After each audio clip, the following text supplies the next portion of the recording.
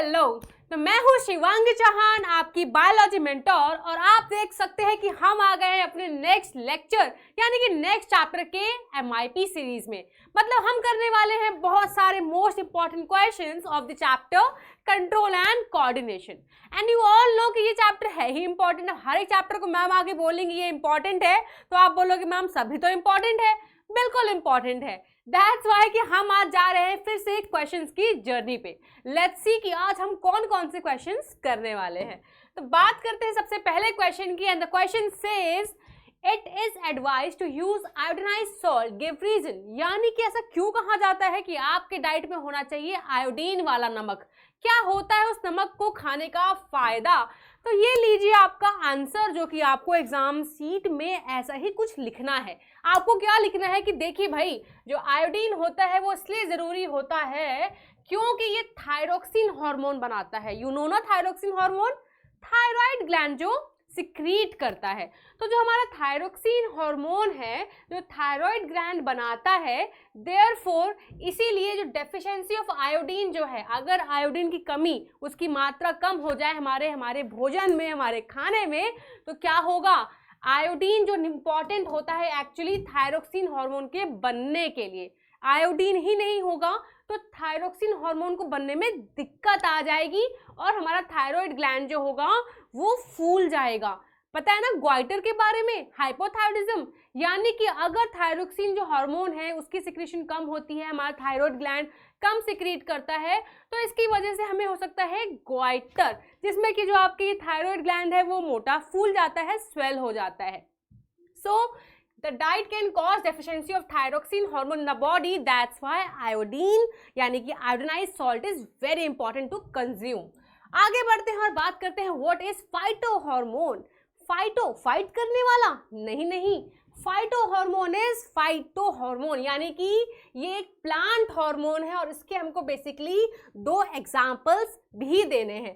तो अगर मैं फाइटो हार्मोन की बात करूं तो बच्चों ये कुछ एक केमिकल सब्सटेंसेस होते हैं, ये केमिकल सब्सटेंसेस होते हैं। Basically hormone is what, chemical substances जो रिलीज करते हैं हमारे एंडोक्राइन ग्लैंड, ठीक है। नॉर्मली हमारा क्या होता है एनिमल्स और ह्यूमंस में, बट ये जो फाइटो हार्मोन है ये प्लांट की केस में, यानी plant hormones basically are the phyto hormones.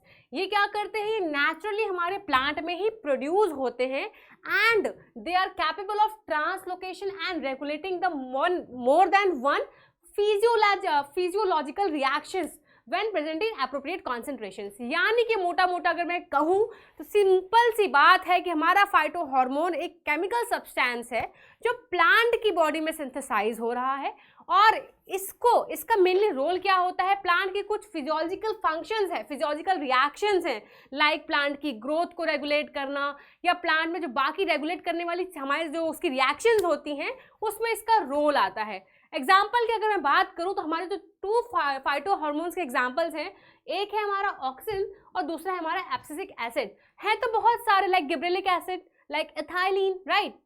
तो ये सारे एग्जाम्पल्स हो जाते हैं हमारे फाइटो हार्मोन्स के, जो एक तरह के केमिकल मैसेंजर्स हैं, जिनका काम क्या होता है, जब ये सिक्रीट होते हैं तो इनकी वजह से कुछ फिजियोलॉजिकल रोल्स आते हैं साथ में। जैसे ऑक्सिन है तो ये ग्रोथ रिलेटेड, जो हमारे प्लांट्स के जो टॉपिकल रीजन्स होते हैं, लाइक जो उसका ग्रोइंग एक्सिस वाला पार्ट होता है वहाँ पे सिक्रीट होता है ऑक्सिन्स।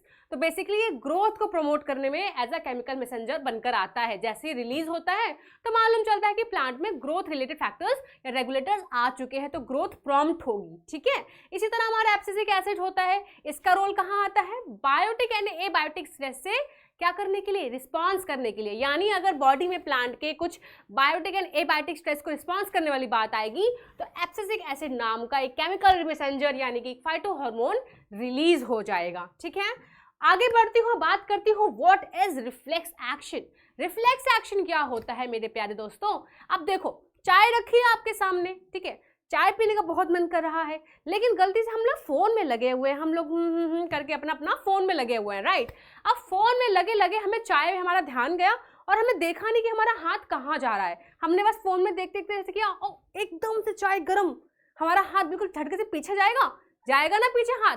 तो ये क्या था, ये था एक रिफ्लेक्स एक्शन, यानी फटाक से हमारा कुछ एक हमारी जो बॉडी की एबिलिटी होती है रिएक्ट करने की, that is called reflex action, चाहे बहुत गर्म झटके से हमारा हाथ पीछे गया, हमने कुछ सोचा नहीं समझा नहीं, बस दूर ले गए अपने हाथ को, यानी प्रॉम्प्ट रिएक्शन आया, तो इसको बोलते हैं रिफ्लेक्स एक्शन। यानी अगर मैं एक्यूरेटली इसको डिफाइन करूं तो मैं बोलूंगी कि रिफ्लेक्स एक्शन एक rapid automatic response, rapid means फटाक से, तुरंत, ठीक है, और ऑटोमेटिक मतलब अपने आप जनरेटेड होता है, मतलब एकदम सोच समझ के प्लानिंग करके कि मेरा हाथ जाएगा चाय के पास, फिर मैं ऐसे करके हाथ पीछे लाऊंगी, प्लानिंग प्लॉटिंग नहीं होती, यहाँ होता है ऑटोमेटिक, फटाक से झटके में जो रिस्पॉन्स आना होगा ब्रेन के साइड से वो हो जाएगा। तो ऑटोमेटिक रिस्पॉन्स होता है टू अ स्टिमुलस, यानी कोई भी हमारे इन्वायरमेंट में कोई चेंज आता है ना, हमारे एक्सटर्नल इन्वायरमेंट में कोई एज अ चेंज फैक्टर आता है, उसको बोलते हैं स्टिमुलस। यानी जो चाय गर्म थी वो एक स्टिमुलस था, चेंज इन आवर इन्वायरमेंट, कुछ दूसरा हमारे इन्वायरमेंट में कुछ चेंज था, दैट्स व्हाई वो एज अ स्टिमुलस सर्व किया। स्टिमुलस का मतलब क्या हुआ, कोई चेंज आता है जब हमारे एक्सटर्नल इन्वायरमेंट में, ठीक है, तो एज अ स्टिमुलस क्या था, गर्म चाय थी, तो जो गर्माहट थी चाय की वो एज अ स्टिमुलस थी, उसकी वजह से ही हमने रिएक्ट किया। तो जब कोई ऑटोमेटिक रिस्पॉन्स आता है एक स्टिमुलस के लिए which is not under the voluntary control of the brain, यानी जानबूझ के सोच समझ के हमने कुछ नहीं किया है, एकदम से झटके में कुछ चीज़ हो गई है हमसे, तो ये voluntary control of the brain के अंदर नहीं आता, it does not fall under the voluntary control of the brain. Voluntary क्या होता है, जानबूझ के कोई चीज़ करनी, और इनवॉलंटरी मतलब जैसे हमारे स्मूथ मसल्स हो गए, जो हमारे जो एक्शंस हमारे हाथ में नहीं होते दैट आर कॉल्ड इनवॉलंटरी, और वॉलंटरी जो हमारे हाथ में होते हैं, जो हम कंट्रोल कर सकते हैं। तो रिफ्लेक्स एक्शन हम कंट्रोल नहीं कर सकते, ये प्रॉम्प्ट ऑटोमेटिक रैपिड रिएक्शन है जो हमारे स्टिमुलस की वजह से ब्रेन साइड से आया है, ठीक है। आगे बढ़ती हूँ तो question says why are roots called positively geotropic. Roots को हम पॉजिटिवली जियोट्रॉपिक क्यों कहते हैं, व्हाट इज जियोट्रॉपिक, पहली बात, यानी जियोट्रॉपिक मतलब ग्रेविटी की तरफ कोई मूवमेंट है, और पॉजिटिव मतलब ग्रेविटी नीचे आई है, वी नो कि ग्रेविटी हमें नीचे की तरफ पुल करती है, और उसी की तरफ अगर हम जा रहे हैं तो पॉजिटिवली, और ग्रेविटी के अगेंस्ट जा रहे हैं तो नेगेटिव, यानी अगर बॉल मैं ऊपर फेंकूंगी तो दैट इज नेगेटिवली जियोट्रॉपिक, क्योंकि ग्रेविटी बॉल को नीचे खींचती है, हम ऊपर फेंक रहे हैं बॉल को तो उल्टा जा रहा है ग्रेविटी के, तो पॉजिटिवली जियोट्रॉपिक। लेकिन बॉल वापस नीचे ही आएगी ना, तो जब उसका मूवमेंट नीचे की तरफ वापस आएगा that will be positively geotropic. तो यहाँ बात हमारी बॉल की नहीं हो रही है, यहाँ बात हो रही है रूट्स की, यानी जो एक प्लांट होता है, प्लांट्स की जो रूट्स होती हैं, जो उसकी जड़ें होती हैं, वो नीचे ही क्यों जा रही होती है, भैया नीचे ग्रेविटी होती है, और नीचे ही जा रही है क्योंकि वो, इसीलिए उसको बोलते हैं पॉजिटिवली जियोट्रॉपिक, यानी roots always grow towards the gravity, that's why it is known as positively geotropic. तो ये इसका क्लियर कट सिंपल आंसर आ जाएगा। बच्चों आज के मैंने सेशन में फोकस किया है कि कुछ ऐसे ही शॉर्ट एंड क्रिस्प क्वेश्चंस और आंसर्स लेकर आऊं, बिकॉज इनमें ही हम डाउट आ जाता है। अब लॉन्ग आंसर तो फ्रेम करके हम, क्योंकि हमें अगर मेन कंसेप्ट पता है तो आंसर्स तो हम फ्रेम कर लेंगे, बट जो ये मेन कंसेप्ट की दिक्कत आती है ना, पॉजिटिवली जियोट्रॉपिक, रिफ्लेक्स एक्शन में क्या स्टिमुलस क्या, ये इसके चक्कर में बड़ा अच्छा खासा आंसर भी फ्रेम नहीं कर पाते हैं। दैट्स व्हाई जो बेसिक चीजें हैं उस पर फोकस किया है मैंने। So the question says what is the number of cranial nerves and spinal nerves in a human being, यानी जो ह्यूमन बीइंग है, हम जो इंसान हैं, हमारे में जो क्रैनियल नर्व्स होती हैं, क्रैनियल नर्व्स जो होती हैं हमारी, जो क्रैनियल नर्व्स हो गई, और जो हमारी स्पाइनल नर्व्स हैं वो कितने नंबर में होती हैं, कितने नंबर होता है उसका, तो there are total 12 pairs of cranial nerves. अगर मैं क्रैनियल नर्व्स की बात करूं तो 12 पेयर होते हैं, और स्पाइनल नर्व जो होती है they are total in 31 pairs, ठीक है। So the next question says name the largest cell present in the human body. Human body का लार्जेस्ट सेल कौन सा है, अगर मैं यहाँ लिख देती, चलो पहले इसका आंसर देख लेते हैं फिर बताती हूँ आगे। सो हमारे ह्यूमन बॉडी में लार्जेस्ट सेल कौन सा है, can you tell, I will tell. देखो, neuron is the largest cell present in our human body, यानी कि अगर मैंने यहाँ पे एक नॉर्मल ह्यूमन बॉडी की बात करी है तो हमारा आंसर आ जाएगा न्यूरॉन। लेकिन इफ आई से कि यहाँ पे ह्यूमन बॉडी की जगह फीमेल लिखा होता, if here it was written a female human body, तब आपका आंसर क्या होता। ऐसे गेम्स खेले जा सकते हैं हमारे एग्जाम पेपर में, तो बी रेडी। तो अगर यहाँ पे अगर लिखा होता कि in human female, this is for human body, but if it was asked in female, so you should have written what, ova, यानी जो फीमेल एग्स होते हैं that are the largest cell, जिसका लगभग जिसका जो साइज होता है इट इज अराउंड 120 माइक्रोमीटर्स। तो फीमेल के केस में ova is the largest cell, ठीक है। लेकिन नॉर्मल ह्यूमन बॉडी यानी कि मेल में तो होते नहीं है एग सेल्स, दैट्स व्हाई अगर ह्यूमन बॉडी की नॉर्मली बात करेंगे तो the correct answer is neuron, neuron, ठीक है। I hope I am clear, ठीक है। आगे बढ़ते हैं। The question says give an example of a plant hormone that promotes its growth. Where is it synthesized? यानी कि ऐसा एग्जाम्पल बताओ जो मैम ने भी जस्ट बता दिया था आपको। कहाँ बताया था? अभी याद आ जाएगा। देखो, तो आपको ऐसा एग्जाम्पल बताना है, ऐसा प्लांट हार्मोन यानी ऐसा फाइटो हार्मोन का नाम बताना है जो प्रमोट करता है एक प्लांट में उसकी ग्रोथ को, और कहाँ सिंथेसाइज होता है लगे हाथ ये भी बता देना है। तो सीधी सी बात है, I have told you just now कि जो हमारा ऑक्सिन होता है, जो हमारा ऑक्सिन होता है, it is responsible for basically the growth, the promote which promotes the growth. और सिंथेसिस की बात करूँ तो जो उसके एपिकल रीजन्स होते हैं हमारे प्लांट्स के, like shoot tips, root tips, वहाँ पे बेसिकली हमारा प्रेजेंट होता है। तो ओके, वाओ, यहाँ पे आंसर गलत है, ये तो बिल्कुल गलत है। So the correct answer is, ये गलती से मैम ने शायद इधर उधर हो गया है, तो the correct answer is auxin, ठीक है। करेक्ट आंसर हमारा ऑक्सिन है। और अगर मैं बोलूँ कहाँ पे रहता है, कहाँ सिंथेसाइज मतलब कहाँ उसकी लोकेशन होती है, तो you will write what, shoot tips and root tips, यानी जो उसके एपेक्स रीजन होते हैं, जो एपेक्स पार्ट्स होते हैं, चाहे वो एपेक्स शूट एपेक्स हो चाहे हमारी रूट एपेक्स हो, रूट की टिप्स हो, तो कहीं भी हो, तो वहाँ पे क्या प्रेजेंट होगा हमारा, वहाँ हमारा प्रेजेंट होगा ऑक्सिन फाइटो हार्मोन, ठीक है। फिर बात बोला हुआ है, ये बड़ा क्वेश्चन मजेदार है और ये आता है। क्या पूछा है क्वेश्चन में, draw the structure of neuron and label the cell body and axon, then उसका ऐसा पार्ट बताओ। पहले हम ड्रॉ कर लेते हैं, देन वी विल सी कि आगे क्या पूछा हुआ है। तो बच्चों, जब आपके पास न्यूरॉन को ड्रॉ करने का आएगा तो घबराना मत, क्योंकि मैम भी कभी घबरा जाया करती थी, बट फिर समझ में आया कि भैया कोई बड़ी बात नहीं है, कोई दिक्कत की बात नहीं है, बस चुपचाप से जल्दी जल्दी ड्रॉ कर लेना है बिना ये सोचे कि कितना हार्ड हमें ये लग रहा है। सो फॉलो माई हैंड्स, जैसे मैं कर रही हूँ ना, आप भी कुछ ऐसे करेंगे तो आपको लगभग मार्क्स मिल जाएंगे, ठीक है, मिल जाएंगे। या आप ऐसे स्टार्ट कर सकते हैं, 2-3 तरीके हैं मेरे पास बनाने के, 2-3 तरीके हैं बेसिकली बनाने के मेरे पास। आपको जो सही लगे वो आप कर सकते हैं। तो बेसिकली ये स्टार्टिंग इसकी मैंने सेल बॉडी बनाई, फॉलो माय हैंड्स, ठीक है। इस तरह करके आपको भी आइडिया लग जाएगा बेसिकली। और जितना मैं सिंपल बना रही हूँ आप इतना बना देंगे तो इतने में ही आपको बेसिकली नंबर, मार्क्स जो आप डिजायर करते, जो आपकी तमन्ना है मार्क्स वार्क्स की, वो सारी आपको बेसिकली हो जाएगा। आई एम यूजिंग यहाँ पे कलर पेंसिल्स ताकि आपको भी समझ में आए बेसिकली। सो मैं यहाँ जो बना रही हूँ उसकी भी लेबलिंग भी होगी, सो घबराने की बात नहीं है। अभी जस्ट देखो कि कितना सिंपल होता है, आप लोग खाली डरते रहते हो, फिर छोड़ के उसको आ जाते हो ये सोच के कि यार इतना हार्ड है, इससे अच्छा तो यार क्या करना है, कुछ नहीं करना है, बस छोड़ दो, और क्या करना है, यही सोचते हो क्या? ऐसा सोचते हो तो नहीं यार, ऐसा मत सोचो करो बच्चों प्यारे प्यारे। देखो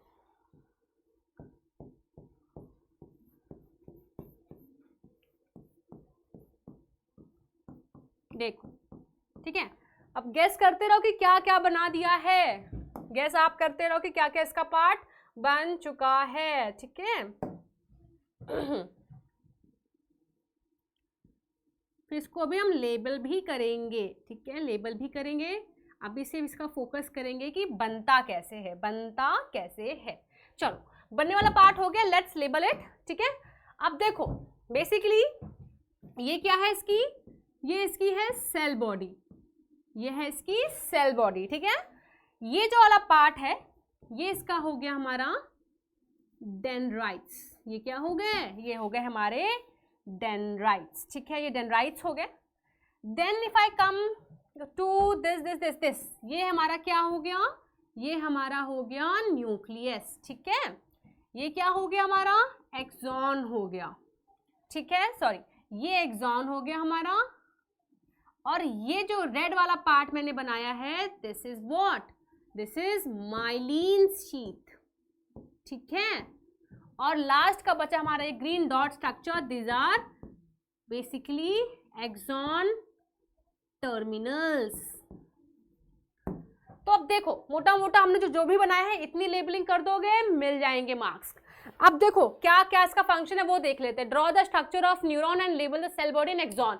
तो सेल बॉडी हमने इसकी लेबल कर दी है, साथ साथ हमने इसका एक्सॉन, ये जो येलो वाला पार्ट है ये इसका हमने मार्क कर दिया है कि ये एक्सॉन होता है। फिर पूछ रहा है name the part of the neuron where information is acquired.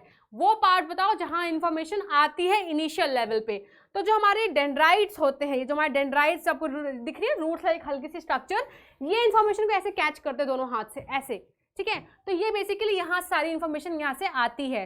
तो ये वाला पार्ट जो है तो बेसिकली हमारा पूछा है कि where the information is acquired, तो मैं यहाँ कर दूंगी ये हमारा आंसर किसका, फर्स्ट पार्ट का।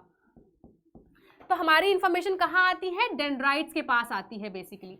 फिर पूछ रहा है through which information travels as an electrical impulse, यानी वो पार्ट भी बता दो जहां पे इंफॉर्मेशन ट्रेवल करती है एक इलेक्ट्रिकल सिग्नल की तरह। तो यहाँ बात हो रही है हमारी एक्सॉन की, तो जो हमारा सेकेंड आंसर है दैट इज एक्सॉन, ठीक है। तो एक्सॉन वो पार्ट है जहां पे इंफॉर्मेशन ऐसे करके ट्रैवल करती है, ठीक है। तो आपको क्लियर हो गया, तो एक्सॉन से ट्रैवल करती है, यहाँ से इंफॉर्मेशन आती है, डेंड्राइट से दोनों हाथ से खींचता है, सेल बॉडी के बाद भेजता है। सेल बॉडी में कुछ नहीं होता, बेसिकली प्रोटीन सिंथेसाइज हो रहा होता है क्योंकि यहाँ पे न्यूक्लियस होता है, ठीक है, प्रोटीन सिंथेसाइज होता है। देन जो इलेक्ट्रिकल इंपल्स सिग्नल जो आया है वो ऐसे ट्रैवल करती है और यहाँ तक पहुँचती है एक्सॉन टर्मिनल्स तक। और यहाँ बल्ब लाइक स्ट्रक्चर्स होते हैं, यहाँ अपनी इंफॉर्मेशन छोड़ना पड़ता है क्योंकि यहाँ पे होता है साइनेप्स, यानी यहाँ से एक नया न्यूरॉन स्टार्ट होगा और यहाँ पे बीच में गड्ढा आ जाएगा, इसको बोलते हैं साइनेप्स।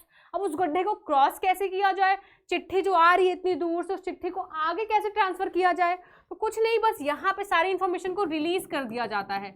और फिर वो जो इन्फॉर्मेशन रिलीज हुई है न्यूरोट्रांसमीटर के फॉर्म में, न्यूरोट्रांसमीटर्स बोलते हैं बेसिकली, जो हमारी इन्फॉर्मेशन जो नर्व इम्पल्स लेकर आ रहे हैं वो न्यूरोट्रांसमीटर के फॉर्म में लेकर आ रहे हैं। तो जब यहाँ पे रिलीज कर दिया जाएगा तो डेंड्राइट लाइक स्ट्रक्चर जो दूसरे न्यूरॉन के होंगे वो उसको ऐसे करके कैच कर लेंगे, ठीक है। तो यहाँ से इन्फॉर्मेशन कैच करेंगे एंड सेम फिर से ऐसे ही फ्लो चलता रहेगा।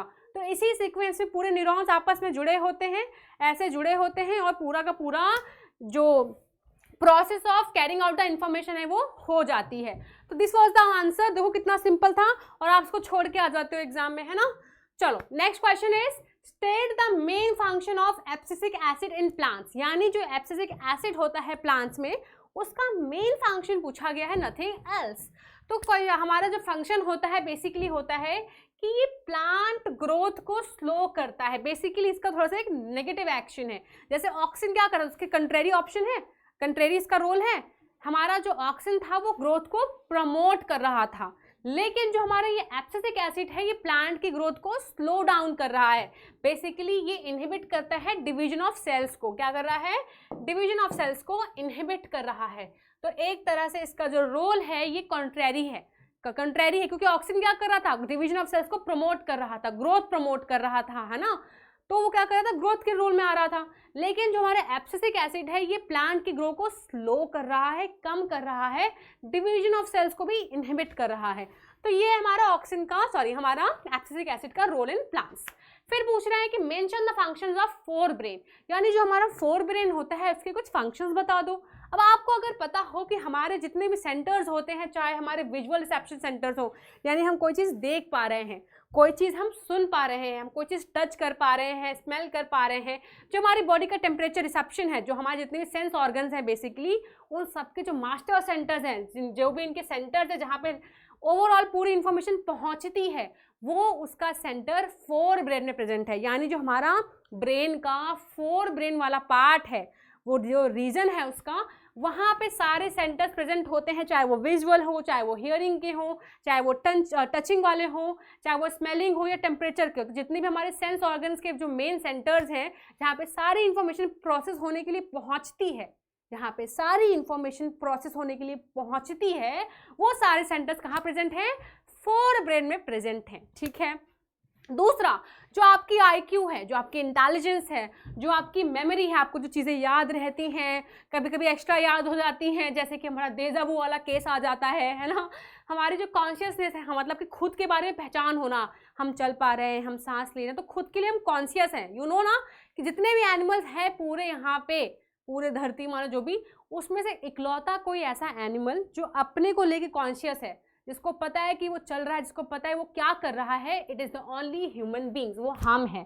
सो ये जो कॉन्शियसनेस वाला फैक्टर है, जो ये मेमोरी वाला फैक्टर है, जो ये इंटेलिजेंस वाला फैक्टर है, ये सारी जो पावर ऑफ वॉलंटरी कंट्रोल, हम अपने हिसाब से जो एक्शंस कंट्रोल करते हैं, हमें पता है हमें चलना है, मुझे पता है मुझे बोलना है, मुझे हंसना है ना, तो जितने भी वॉलंटरी एक्शन है जो हम कंट्रोल कर रहे हैं, ये सारे रिस्पॉन्सिबल कहाँ पे हो पा रहे हैं? फोर ब्रेन पे। यानी हमारा फोर ब्रेन रिस्पॉन्सिबल है ये सारी चीजें करवाने के लिए। I hope I am clear. ठीक है, आगे बढ़ते हैं। नाउ द क्वेश्चन सेज कि हमें ये सारे आंसर्स करने हैं पार्ट्स में। यानी सबसे पहले हमसे पूछा गया है which hormone is responsible for changing notice in females at for the changes noticed in females at puberty. यानी जब प्यूबर्टी हिट करती है around 11 to 12 years old in a girl, यानी गर्ल्स से थोड़ा पहले आती है puberty. What is puberty actually? You all should know ना कि प्यूबर्टी वो एक डेस्टिनेशन है जो अचीव हुई है थ्रू सीरीज ऑफ चेंजेस। यानी कि हम एक ऐसी गाड़ी में बैठे थे, गाड़ी ऑफ चेंजेस, और हमारी जो डेस्टिनेशन था, जो हमारा स्टेशन था, वो प्यूबर्टी था। यानी adolescence is a journey. Adolescence क्या होता है? वो पीरियड ऑफ लाइफ जहाँ पे हमारी बॉडी में कुछ सर्टेन चेंजेस आ रहे होते हैं। और वो चेंजेस क्यों आते हैं? ताकि हम प्यूबर्टी अटेन कर पाए, ताकि हम प्यूबर्टी में पहुंच पाए। यानी adolescence is a journey and puberty is a destination, is a हमारा स्टेशन जहाँ तक हम आना था हमको। तो हमारी एडोलसेंस से गुजरते हुए हम प्यूबर्टी तक पहुँचते हैं। तो बेसिकली पूछ रहा है कि जो चेंजेस होते हैं प्यूबर्टी के लिए आने के लिए फीमेल्स में, वो चेंजेस किस हार्मोन की वजह से हो रहे होते हैं? विच hormone is responsible for causing this puberty in females? I am talking about females. अगर यहाँ पे मेल की बात होती तो मैं लिख देती यहाँ पे टेस्टोस्टेरोन, लेकिन यहाँ बात हो रही है फीमेल्स की, तो I will write what? I will write estrogen. क्या लिखूंगी? एस्ट्रोजन। ठीक है, तो एस्ट्रोजन हो गया हमारा। सेकंड हमारा पार्ट जो पूछ रहा है, सेकंड का पार्ट क्या पूछा है हमारा? सेकंड पार्ट पूछ रहा है dwarfism results due to deficiency of which hormone. यानी कि जो छोटे छोटे से हो जाते डॉर्फिज्म, जिनकी हाइट नहीं बढ़ती, जो डॉर्फिज्म आ जाता है जिनकी हाइट नहीं बढ़ती। ड्रॉफ मतलब क्या होता है? द स्टोरी ऑफ 7 डॉर्फ, सुना है ना, बोने, है ना, तो वो तो हाइट नहीं बढ़ती, डॉर्फिज्म आ जाता है किसी में, तो वो बेसिकली किस हार्मोन की डेफिशिएंसी की वजह से आया है, ये पूछ रहा है। तो भैया उस हार्मोन का नाम याद है क्या? उस हार्मोन का नाम है ग्रोथ हार्मोन। ठीक है, ग्रोथ हार्मोन बेसिकली। और ग्रोथ हार्मोन कौन सिक्रीट करता है? Pituitary gland. ठीक है, तो अब थर्ड पार्ट पूछ रहा है blood sugar level rises due to deficiency of which hormone. यानी कि अगर हमारे ब्लड में शुगर का लेवल बढ़ता है, हमारी ब्लड में अगर शुगर का लेवल बढ़ता है, तो किस हार्मोन की बेसिकली डेफिशिएंसी की वजह से ऐसा हुआ है? अब यू नो वेरी वेल कि हमको मिठाई खाना बहुत पसंद है, हम मिठाई खाते रहते, खाते रहते, बट ये काम हमने अभी से स्टार्ट किया नहीं है, बचपन से खाते आ रहे हैं। कभी चॉकलेट्स खाते थे, अब मिठाइयाँ खा रहे हैं, हम मतलब खाते रहते हैं मीठा। तो ऐसा क्यों है कि एक टाइम पे आके बाद ही हमको डायबिटीज होता है? एक टाइम बाद ही हमको डायबिटीज होता है, उससे पहले क्यों नहीं? यानी कि एक ऐसा हार्मोन है जो प्रॉपरली फंक्शन करता आ रहा था, बट उसकी कैपेसिटी थी जितना वो झेल सकता था आपके शुगर लेवल को, उसने झेला। एक टाइम बाद वो डेफिशिएंट हो गया, कमी आ गई, और जैसे उसकी कमी आई आपको हो गया डायबिटीज। यानी कि हमारे बॉडी में जो हमारे क्या होते हैं, पैंक्रियाज होते हैं, वो कुछ हार्मोन्स प्रोड्यूस करते हैं फ्रॉम आइलेट्स ऑफ लैंगरहैंस करके ग्रुप ऑफ सेल्स होता है उनका। ठीक है, तो पैंक्रियाज बेसिकली कुछ हमारे हार्मोन्स रिलीज कर रहे होते हैं, उसमें से एक हार्मोन का नाम होता है इंसुलिन, जो बीटा सेल्स रिलीज करते हैं आइलेट्स ऑफ लैंगरहैंस के। इतना मत सोचो डिटेल्स में, आई एम जस्ट टेलिंग कि पैंक्रियाज रिलीज करते हैं हमारा इंसुलिन। ठीक है, इंसुलिन रिलीज किया। अब इंसुलिन का काम क्या होता है बेसिकली कि हम जो मीठा खा रहे हैं, उस मीठे को क्या करना है? बैलेंस आउट करना है। यानी कि हमारे ब्लड में शुगर के लेवल को कम रखने का काम करता है इंसुलिन। तो यहाँ पे पूछा है कि अगर इंसुलिन कम हो जाएगा तो क्या होगा? इंसुलिन तो हमारा देवता था, वही तो बचा रहा था, मीठा जितना खा लो कंट्रोल कर रहा था हमारे शुगर लेवल को। अगर वही कम पड़ गया तो हो जाएगी डायबिटीज। यानी कि ब्लड शुगर लेवल राइजेस, हमारे बॉडी में अगर शुगर लेवल बढ़ गया इसका मतलब इंसुलिन का लेवल कम हो गया है, इंसुलिन का लेवल कम हो गया है। तो यहाँ पे जो आंसर है भैया वो क्लियर कट क्या है, इंसुलिन। अच्छा एक क्वेश्चन आप लोगों के लिए है, मेंशन करना कमेंट्स में आंसर, कि अगर इंसुलिन जो है वो ब्लड में शुगर के लेवल को कम कर रहा है तो सेम हमारे पैंक्रियाज में एक और हार्मोन रिलीज होता है जो इंसुलिन के एंटेगनिस्ट होता है, यानी इसका जस्ट अपोजिट रोल कर रहा होता है। अगर इंसुलिन शुगर के लेवल को कम कर रहा है ब्लड में तो वो इंक्रीज कर रहा होता है, जो कि एक्चुअली करना इंपॉर्टेंट भी है। कहीं इंसुलिन इतना शुगर लेवल ना कम कर दे कि दिक्कत आ जाए, क्योंकि sugar is also important, glucose is also important ना।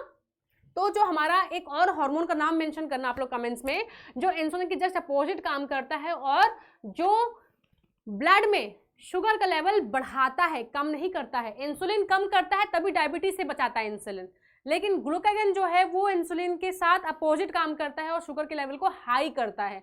ये दोनों मिलके काम करते हैं तभी एक बैलेंस बना रहता है हमारे शुगर का बॉडी में। एक भी एब्सेंट होगा तो दिक्कत आ जाती है, तो उसका नाम आप बताएंगे दूसरे वाले का, ठीक है। इंसुलिन का I have told you.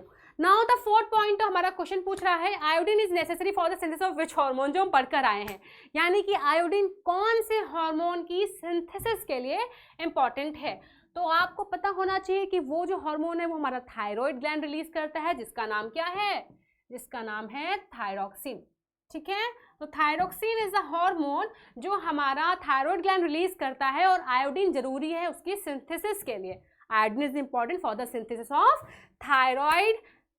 Thyroxine, sorry, ठीक है। चलो आगे बढ़ते हैं और the question says name the hormone responsible for regulation of क्या, यानी कि हमें फिर से दे दिए हैं 4 पॉइंट्स और पूछ रहे हैं कि हार्मोन्स के नाम बताओ जो पर्टिकुलरली इस चीज के लिए रिस्पॉन्सिबल है। तो सबसे पहला पूछा है कि metabolism of carbohydrates, fats and proteins, यानी कौन सा हार्मोन है जो कार्बोहाइड्रेट्स, फैट्स और प्रोटीन्स की मेटाबॉलिज्म के लिए इंपॉर्टेंट है।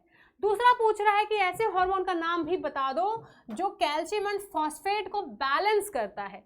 थर्ड में पूछ रहा है ब्लड प्रेशर को बैलेंस करने वाला, और फिर फोर्थ में पूछ रहा है वाटर एंड इलेक्ट्रोलाइट को बैलेंस करने वाला। तो जो पहला वाला है वो तो क्या है, वो हमारा थायरॉक्सिन है, यानी जो हमारा थायराइड ग्लैंड है जो थायरॉक्सिन सिक्रीट करता है, बेसिकली वो मेटाबॉलिज्म जो होता है उसमें बहुत इंपॉर्टेंट रोल होता है। किसका metabolism, carbohydrate, fats and proteins के मेटाबॉलिज्म में। यही अगर कैल्शियम और फॉस्फेट की बैलेंस की बात आए तो हमारा जो पैराथायरॉइड ग्लैंड है वो सिक्रीट करता है क्या, वो सिक्रीट करता है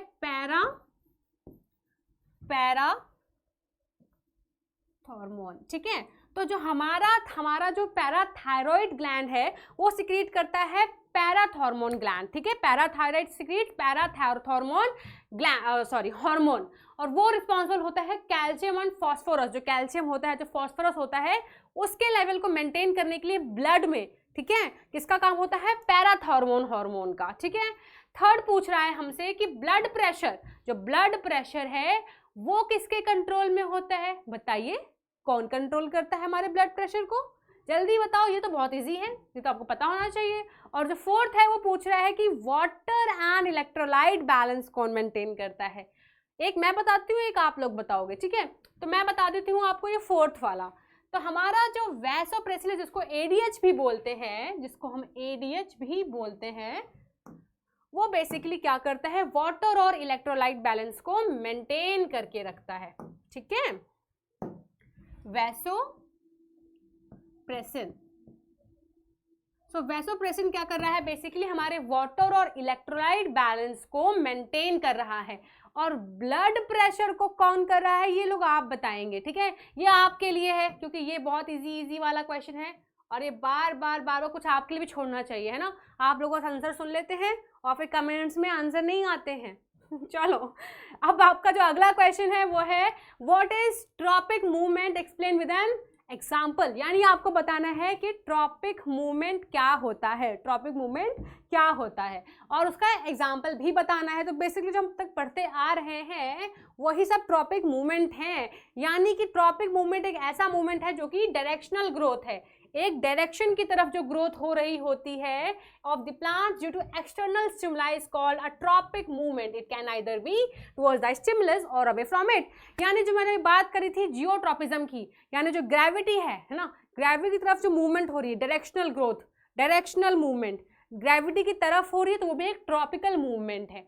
अब उसी तरफ जा रही है तो पॉजिटिवली जियोट्रॉपिक, उसके अगेंस्ट जा रही है तो नेगेटिवली जियोट्रॉपिक। यानी अगर ग्रोथ या मूवमेंट डायरेक्शनल हो, किसी पर्टिकुलर डायरेक्शन में जा रही हो और किसी एक्सटर्नल स्टिमुलाई की वजह से, यानी ग्रेविटी की वजह से रूट्स नीचे जा रही हैं, तो ग्रेविटी इज अ स्टिमुलस और जो उसकी मूवमेंट हो रही है that is what, that is a tropic movement, directional growth हो रही है, ठीक है।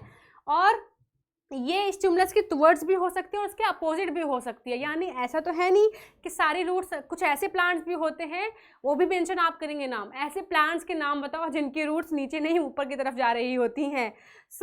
यानी कि कुछ ऐसे भी होते हैं जो स्टिमुलस उनको मिल रहा है। यहाँ पे मैंने एग्जांपल लिया है, सपोज ग्रेविटी का स्टिमुलस, तो कुछ रूट्स ग्रेविटी की तरफ जा रही हैं तो दे आर पॉजिटिवली जियोट्रॉपिक, कुछ ऊपर जा रही है उसके उल्टा जा रही है नेगेटिवली जियोट्रॉपिक। यानी स्टिमुलस के अगेंस्ट उसके उल्टा भी जा सकती है और उसके टुवर्ड्स भी हो सकती है ग्रोथ। फॉर एग्जाम्पल जो हमारी फोटोट्रॉपिक मूवमेंट होती है, यानी जो हमारा जो धूप होता है, सनलाइट जो होती है, सनलाइट इज ऑल्सो वोटा इज ऑल्सो अ स्टिमुलस, एक एक्सटर्नल स्टिमुलस, एक चेंज इन द एनवायरमेंट है, ठीक है। तो धूप की वजह से जो मूवमेंट होती है, आपने कभी देखा है जैसे कि सनफ्लावर यू नो कि धूप को एज अ स्टिमुलस ट्रीट करके उसकी तरफ उसकी मूवमेंट होती है हमारे सनफ्लावर की, राइट। तो phototropic movement in case of sunlight, तो सनफ्लावर क्या है कि लाइट की वजह से, एक लाइट को एज अ स्टिमुलस यूज करने की वजह से मूवमेंट हुई है सनफ्लावर में। तो वो क्या था, एक ट्रॉपिक मूवमेंट था जो कि डायरेक्शनल ग्रोथ थी, सन के डायरेक्शन में हुई थी वो ग्रोथ, है ना। तो in case of phototropic movement, shoots respond by bending towards the light while roots responds by bending away from it। यानी अगर मैं एक नॉर्मल से प्लांट की बात करूं, यू नो कि जो प्लांट में शूट होता है, शूट क्या होता है, जो मिट्टी के ऊपर ग्रो करता है, एंड रूट क्या होता है, जो मिट्टी के नीचे होता है, अंडरग्राउंड, है ना। तो शूट बेसिकली क्या कर रहा है, सनलाइट की डायरेक्शन में, धूप आती है ना, तो धूप की डायरेक्शन में प्लांट ग्रो कर रहा है, ऊपर होती है धूप, उसी डायरेक्शन में प्लांट ग्रो कर रहा है। लेकिन रूट्स तो उल्टा जा रही हैं, रूट्स तो अंडरग्राउंड होती हैं, राइट। तो इस केस में हमारी जो रूट्स हैं वो स्टिमुलस के अगेंस्ट जा रही हैं, ये देखो अगेंस्ट द स्टिमुलस, स्टिमुलस क्या है, सनलाइट, उसके उल्टा जा रही हैं। लेकिन जो हमारा शूट सिस्टम है वो टुवर्ड्स द स्टिमुलस जा रहा है, यानी कि सनलाइट की तरफ है, तो वो टुवर्ड्स द फोटोट्रॉपिक मूवमेंट हुआ उसका, मतलब लाइट की वजह से जो उसके अंदर मूवमेंट आ रहा है। तो this was an example of what, tropic movement, ठीक है। अब बात करती हूँ कि if a ripened fruit is kept in a basket, यानी कि एक हमारे पास फ्रूट की बास्केट है, ठीक है, उसमें एक मैंने पका हुआ फ्रूट रख दिया, सपोज मैंने पका हुआ उसमें ऑरेंज रख दिया, बाकी जो ऑरेंज थे थोड़े कच्चे थे, एक बहुत पका हुआ था, तो बाकियों के साथ क्या होगा, if a ripened fruit is kept in a basket of raw fruits then what will happen, what causes it. यानी कि एक डलिया में सारे ही कच्चे हमारे फ्रूट्स रखे हैं, या मान लो ऑरेंजेस रखे हुए हैं, बस एक ही ऑरेंज बहुत ज़्यादा पका हुआ है, तो बाकी फ्रूट्स का क्या होगा, क्या लगता है आपको? अरे मैम वही बास्केट में पड़ा रहेगा, खा लिया जाएगा उसको, है ना, यही कुछ नहीं होगा ये कि जो हमारा राइपेंड फ्रूट था, यानी जो हमारा पका हुआ ऑरेंज था, वो मजबूर कर देगा बाकी ऑरेंजेस को भी राइपेंड होने में, यानी पकने में। ऐसा क्यों? क्योंकि जो राइपेंड फ्रूट था वो इथाइलिन रिलीज करेगा। क्या रिलीज करेगा? इथाइलिन गैस रिलीज करेगा, जो कि एक हार्मोन है, जो कि एक फाइटो हार्मोन है। What is phyto hormone? Plants के बॉडी में जो हार्मोन बन रहा है, phyto hormone, which causes ripening of other raw fruits kept in a basket, यानी जो हमारे बास्केट में अदर फ्रूट्स रखे हैं उसको भी पकने में मजबूर कर देगा। ऐसे होने चाहिए दोस्त भी तो ऐसे होने चाहिए जो खुद भी ग्रो करें और आपको भी साथ में जबरदस्ती ग्रो करवाएं कि मैं ही क्यों अकेला पका हूँ, तुम भी पको, यानी तुमको भी खाया जाएगा ऐसा कुछ। चलो आगे बढ़ते हैं। तो क्वेश्चन सेज 14th हमारा क्वेश्चन आ गया है। तो the question says describe the advantage of division of human heart in right and left parts. यानी जो हमारा हार्ट होता है, आपको पता है हमारे हार्ट के चैम्बर्स होते हैं, 2 एट्रियम एंड, तो हमारे 2 ऊपर के एट्रियम होते हैं, नीचे के 2 वेंट्रिकल्स होते हैं। तो ऐसा क्यों होता है कि हमारा जो हार्ट है वो चैम्बर्स में डिवाइडेड है? उसमें डिवीजन क्यों है लेफ्ट और राइट की, कि right atrium, left atrium, right ventricle, left ventricle? Why are some divisions present in our heart?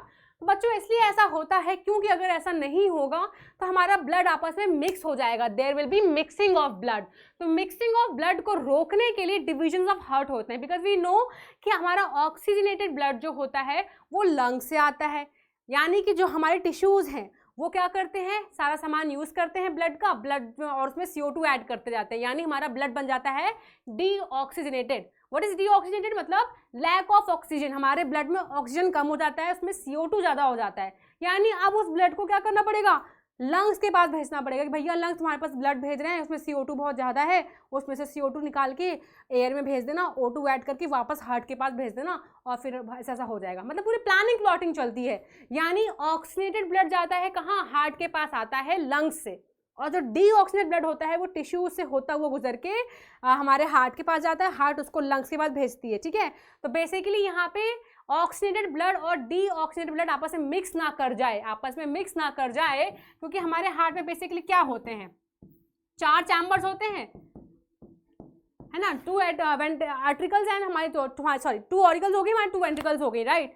अब हमारा मिक्सिंग ऑफ ब्लड ना हो, ये 4 चैम्बर है, इसी की वजह से फ्लो ऑफ ब्लड बहुत स्मूथली हो पा रहा है, यानी डीऑक्सीजनेटेड ब्लड क्या होता है, जाता है लंग्स के पास, और वहां से ऑक्सीजन आता है हार्ट के पास, और फिर बाकी टिश्यूज तक जाता है।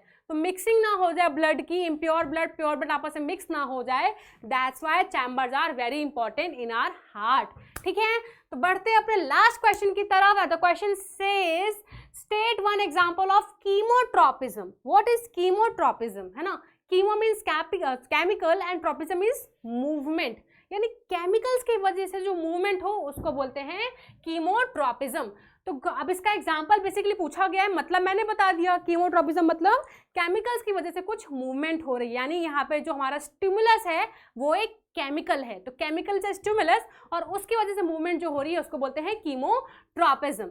अब इसका एग्जांपल अगर पूछ रहे हैं तो आपको अगर पता हो, अगर आपको याद हो, पॉलिनेशन जब होता है, जब पॉलिनेशन होता है, हमारा पॉलन ग्रेन आ जाता है हमारे फीमेल वाले पार्ट के पास, हमारे जब आ जाता है, उसके बाद क्या होता है, बेसिकली उससे एक पॉलन ट्यूब ग्रो करती है, उस पॉलन ग्रेन से एक पॉलन ट्यूब निकलती है, और वो पॉलन ट्यूब धीरे धीरे कहाँ लेके जाती है, उस पॉलन ग्रेन को एम्ब्रियो सैक के अंदर लेके जाती है, यानी वहाँ तक जहाँ पर हमारा एग सेल प्रेजेंट है एक प्लांट का, वहाँ तक लेके जाती है।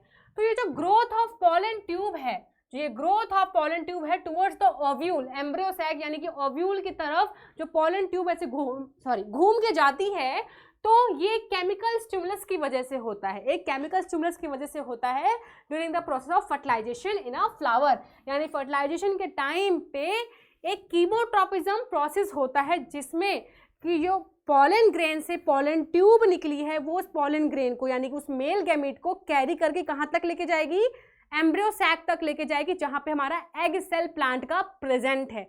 जब वहाँ लेकर जाएगी तभी तो फ्यूजन होगा, तभी तो फर्टिलाइजेशन होगा।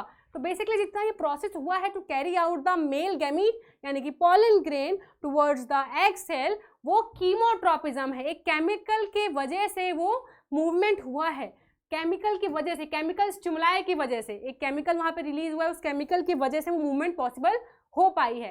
That's why this process known as chemotropism. I hope कि आपको ये सारे क्वेश्चन समझ में आए हों, और फिर मिलते हैं अपने अगले चैप्टर में अगले क्वेश्चंस के सीरीज के साथ। Thank you, bye bye, Tata.